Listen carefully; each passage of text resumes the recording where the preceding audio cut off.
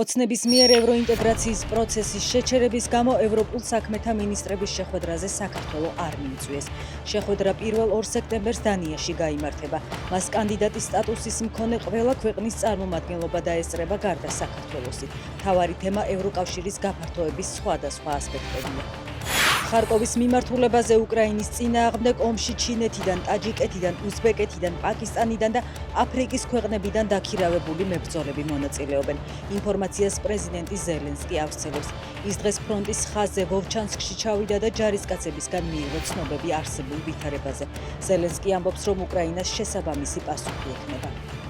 ინდოეთს არადარდებს რამდენი ადამიანი იღუპება უკრაინაში რუსეთის სამხედრო მანქანის მიერ.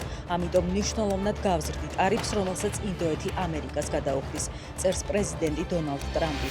ტრამპმა ინდოეთს 25%-იანი ტარიფები გასულ კვირას დაუწესა. ერთ-ერთ მიზეზად კი რუსეთისგან სამხედრო აღჭურვილობისა და ნავთობის შესყიდვა დაასახელა.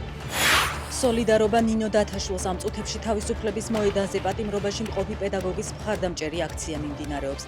დათაშვილს, რომელსაც აღკვეთის სახით პატიმრობა აქვს შეფარდებული, სახელმწიფომ იძულებითი ფსიქიატრიული ექსპერტიზა დაუნიშნა. სასამართლოს ამ გადაწყვეტილებას საზოგადოებაში პროტესტი მოჰყვა. ჯერჯერობით უცნობია, როდის გადაიყვანენ დათაშვილს ექსპერტიზაზე.